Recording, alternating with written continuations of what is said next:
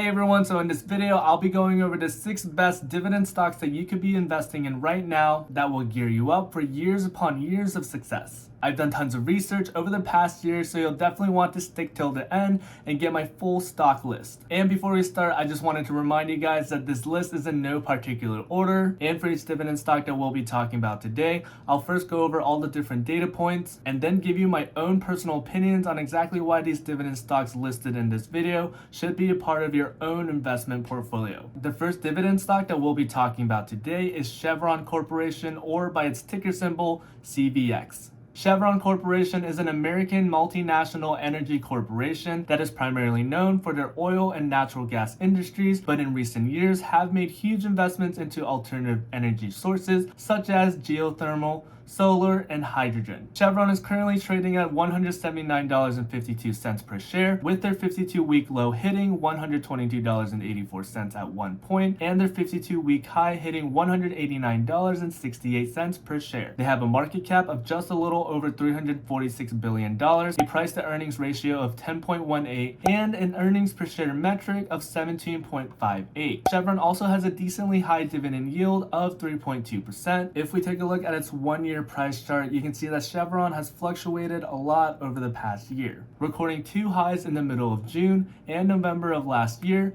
but has done well to recover up until this point. Key takeaway here is that Chevron has increased over 40% in its 1-year chart. If we take a look at their valuation measurements, we can see that they have a 5-year PEG ratio of 2.71, a price to book ratio of 2.16. Their profitability numbers show a profit margin of 15.05%, and right now their return on equity is 23.16%. In the last 12 months, they've seen a revenue of $227 billion, and taking a look at their balance sheet, you can see that Chevron has $15.43 billion in cash and a current ratio of 1.4. And it's always interesting to see what analysts have to say about certain stocks. So in this Yahoo Finance scale of 1 to 5, 1 being a strong buy and 5 being a strong sell, analysts have Chevron at a 2.5, or right in the middle of a buy and hold. And right now, the average analyst price target sits at $193.89 per share, which is about 9% more than the current price of $179. And while there's been huge pushes towards electric vehicles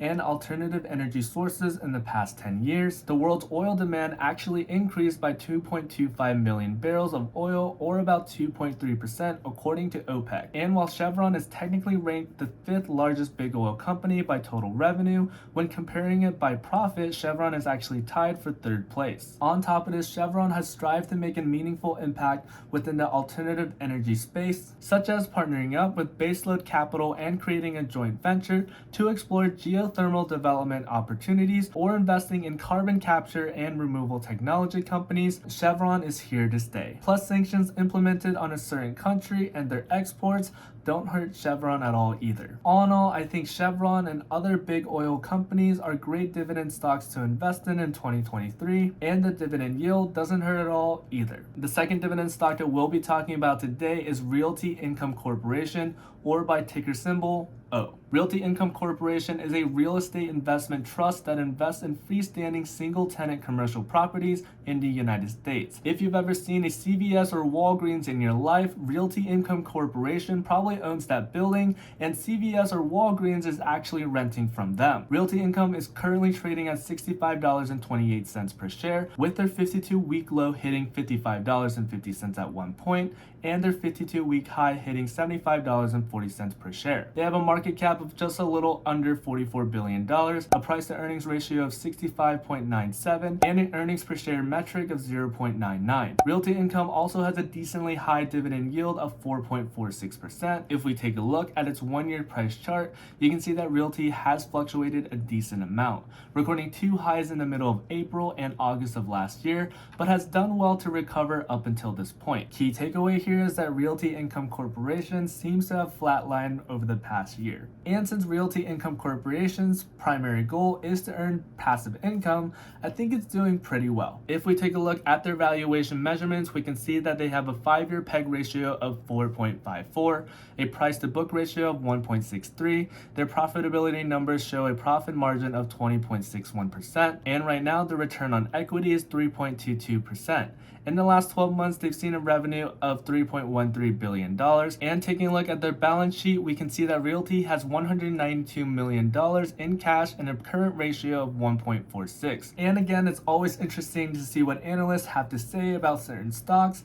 And on the scale of 1 to 5, 1 being a strong buy and 5 being a strong sell, analysts have Realty Income Corporation at a 2.4, just under the halfway mark between buy and hold. And right now, the average analyst price target sits at $69.93 per share, which is about 4% more than the current price of $65.31. Realty Income Corporation is personally one of my favorite dividend stocks to buy and hold. Not only does it have an amazing dividend yield of 4.46%, but it's also considered a dividend aristocrat. Dividend aristocrat is a title given to companies within the S&P 500 that haven't just paid dividends for at least 25 consecutive years, but they've also raised their dividends for a minimum of 25 straight years as well. Realty Income Corporation has done that for the last 27 years, and they've just announced their 631st consecutive month of monthly dividends. Did I forget to mention that this company also pays dividends on a monthly basis instead of the normal quarterly basis? And on top of that, they boast their over 1,100 commercial properties that are under long-term net lease agreements with 98.9% portfolio occupancy. And the companies that work for them are companies like Chipotle, Lowe's, or CVS, with new acquisitions every single day, such as a $894 million property acquisition from CIM Real Estate Finance Trust Incorporated, which adds up to 185 single-tenant retail and industrial properties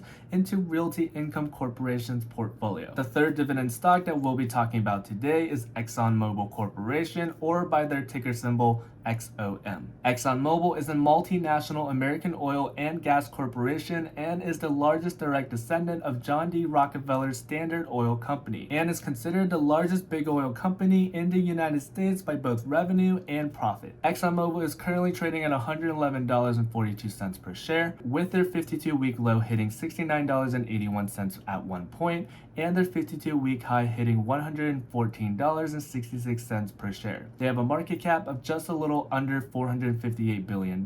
And taking a look at ExxonMobil's recent 52-week metrics, it seems like Exxon currently right now is pushing new highs. Moving on, ExxonMobil has a price to earnings ratio of 9.09 and an earnings per share metric of 12.25.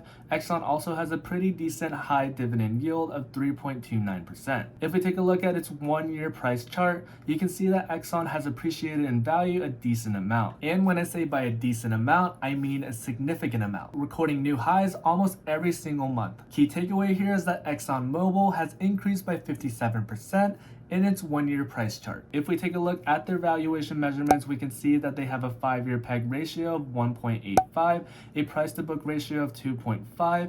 Their profitability numbers show a profit margin of 13.32%, and right now their return on equity is 29.73%. In the last 12 months, they've seen revenue of $389.39 billion, and taking a look at their balance sheet, we can see that Exxon has $30.41 billion in cash and a current ratio of 1.34. And it's always interesting to see what analysts have to say. So on a Yahoo Finance scale of 1 to 5, 1 being a strong buy and 5 being a sell, analysts have ExxonMobil at a 2.2, or slightly more towards the buy section than the hold section of this Yahoo Finance scale. And right now, the average analyst price target sits at $123.60 per share, which is about 6% more than its current price of $111. ExxonMobil has been one of my favorite companies over the past years, especially in 2022. Taking another look at Exxon's 1-year or even 2-year price chart, it's grown pretty significantly, basically beating out any company within that same time span. And similar to Chevron, where certain sanctions are placed on a certain country due to a certain conflict, oil companies in general will continue to see positive outlooks for the foreseeable future. Although recently, ExxonMobil was in a bit of hot water as they made extremely accurate climate change predictions in 1970s and 80s, but it hasn't affected Exxon's stock performance at all. The fourth dividend stock that we'll be talking about today is IBM,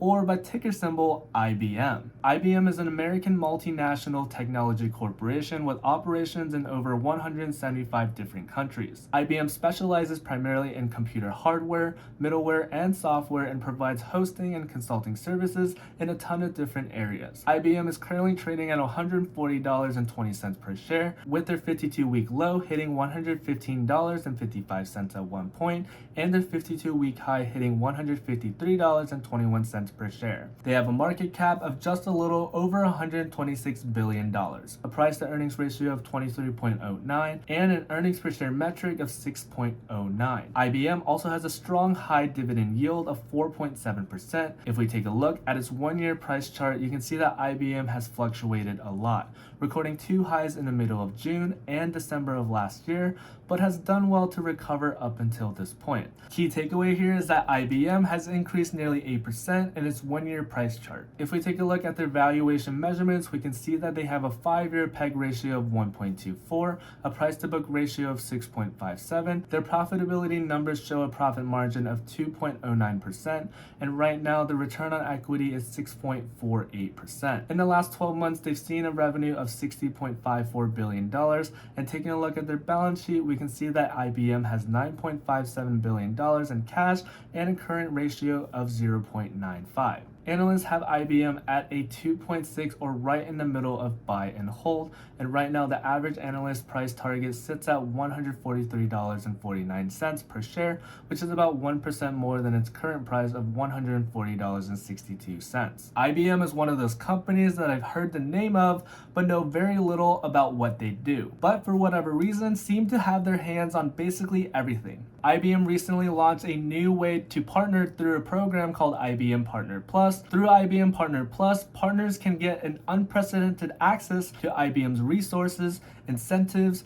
and tailored support to deepen their technical expertise and help speed time to market. I think that this program will definitely help IBM reach even newer partnerships and continue to help IBM grow as a company. The fifth dividend stock that we'll be talking about today is Procter & Gamble, or by the ticker symbol PG. Procter & Gamble is an American multinational consumer goods corporation that specializes in a wide range of personal health, consumer health, personal care, and hygiene products. PG is currently trading at $142.30 per share, with their 52-week low hitting $122.18 at one point, and their 52-week high hitting $165.35 per share. They have a market cap of just a little over $337 billion, a price to earnings ratio of 24.68, and an earnings per share metric of 5.77. Procter & Gamble has an okay-ish dividend yield of 2.5%, and if we take a look at its one-year price chart, you can see that PG has fluctuated a decent amount as well, recording an all-time high at the beginning of January of 2022 before sliding down to a yearly low in October of 2022. Key takeaway here is that after Procter & Gamble recorded record highs in January of last year, PG has done well to have a correction towards the end of the year and has bounced back extremely well coming into the new year. If we take a look at their valuation measurements, we can see that they have a 5-year PEG ratio of 4.92, a price to book ratio of 8.27. Their profitability numbers show a profit margin of 18.11%, and right now the return on equity is 32.24%. In the last 12 months, they've seen a revenue of $80 billion, and taking a look at their balance sheet, we can see that PG has $6.71 billion in cash and a current ratio of 0.62. Analysts have PG at a 2.4 or right now in the middle of a buy and hold, and right now the average analyst price target sits at $153.58 per share, which is about 6% more than its current price of $142.62. Procter & Gamble is one of those companies that seems to own a ton of different brands, and I don't see any of these brands going away anytime soon. From baby care products like Pampers to fabric products like Downy or Tide, you can probably look around your house for about 2 minutes and find something that PG owns. In regards to that, I think that Procter & Gamble is an extremely stable company to invest in for both dividend yield performance and value. And finally, the last dividend stock that we'll be talking about today is Johnson & Johnson, or by its ticker symbol J&J. Johnson & Johnson is an American multinational corporation that develops medical devices, pharmaceuticals, and consumer packaged goods. J&J is currently trading at $169.47 per share, with their 52-week low hitting $155.72 at one point, and their 52-week high hitting $186.69 per share. They have a market cap of just a little over $443 billion, a price-to-earnings ratio of 23.16, and an earnings per share metric of 7.18. J&J also has a decent dividend yield of 2.66%. If we take a look at its one-year price chart, you can see that J&J hasn't really fluctuated too much, staying between anywhere from $160 per share to $185. Key takeaway is that J&J recorded all-time highs at the beginning of 2022 and is slowly reaching all-time high levels again in 2023. So there may or may not be another correction in store. However, if it's able to break resistance, I can see prices increasing to $190. If we take a look at their valuation measurements, we can see that they have a 5-year PEG ratio of 3.74, a price-to-book ratio of 6.08. Their profitability numbers show a profit margin of 19.95%, and right now the return on equity is 26.45%. In the last 12 months, they've seen revenue of $96 billion, and taking a look at their balance sheet, we can see that J&J currently has $34 billion in cash and a current ratio of 1.43. Analysts currently have J&J at a 2.5, or right in the middle of a buy and hold, and right now the average analyst price target sits at $183 per share, which is about 9% more than the current price of $169.53. Anyways, those were my picks for dividend stocks that you need in your investment portfolio in 2023. And before I sign off, just remember, time in the market always beats timing the market. For those of you out there that are new to the channel, hi, my name is Eric. I generally talk about everything credit card related, but more recently I've been making videos on broader financial topics, such as these videos right here. The main goal for this channel is to provide informational and meaningful financial related content that everybody everywhere can enjoy. So again, if you'd like to support that dream, make sure to hit that subscribe button. And with that, thank you for watching as always. Until next time, everybody, stay safe out there. Peace.